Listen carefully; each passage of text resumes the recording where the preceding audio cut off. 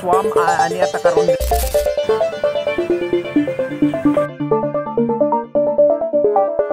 Team Swam ani ata karon dinhi sa kuan Upper Kibangay kay ato ang tan-awon karon unsa nang status sa ikaduhang proyekto nga gipa-implement karon sa ato ang barangay captain na si Jeanette Swam.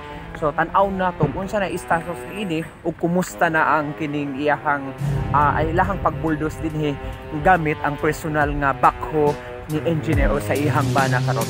So tan-aw na to unsa na ang status kay katong dati medyo kuan pa ni siya kining lapok gyud ko kaayo. So tan-aw na to unsa na status karon. Tara.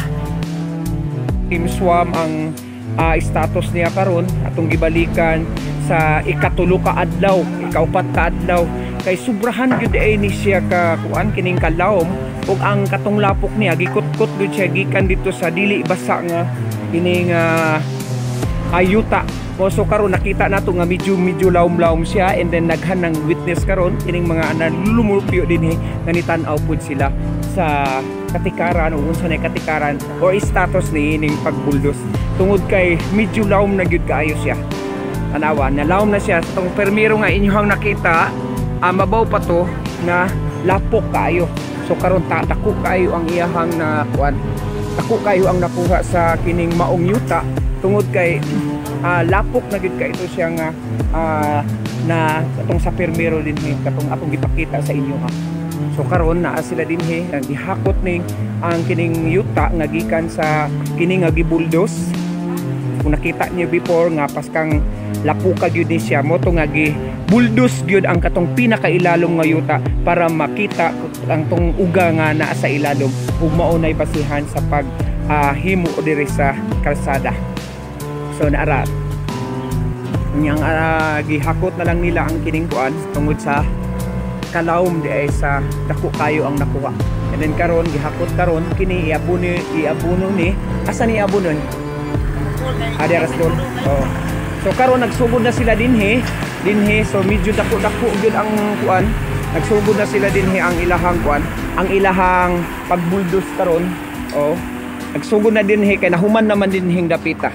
So nagsugod na sila dinhi paingon na ni dito sa taas. Paingon mga pila ni ka meters paingon sa taas gyud dito.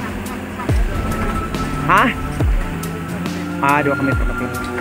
So mga pila ka meters? Ha? 18 ka meters, 200 ka meters. So mauna ni. So 2,000. So medyo nakuha na gyud ang green, nahuman na gyud ang diri. Nahuman na. So medyo ubay-ubay pa ni kay pila na kaadlaw nga sige kuha karon sa lapok ani nga kuan. Pila na kaadlaw? Mga pila na kaadlaw engineer?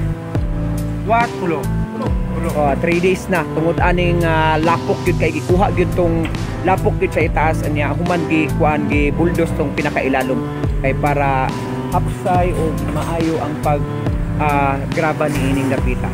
So i-update ta mo mga ka-Team Swam kung unsa nay katikaran ni ini karong sunod nga adlaw ug unsa nay status ni ining gibuldos dinhi sa Upper Kibangay. I-update ta mo ani ay mo kabalaka kay gina-update nako sa inyo ha ug unsa ang mga proyekto nga implement sa ato ang pinalanggang barangay captain nga si Inday Swam ug pinaagi sa iyang personal nga backhoe ang gigamit pa karon ni sa pagbuldos ug labi na sa tabang po ni engineer. So daghan kayong salamat. Bye bye.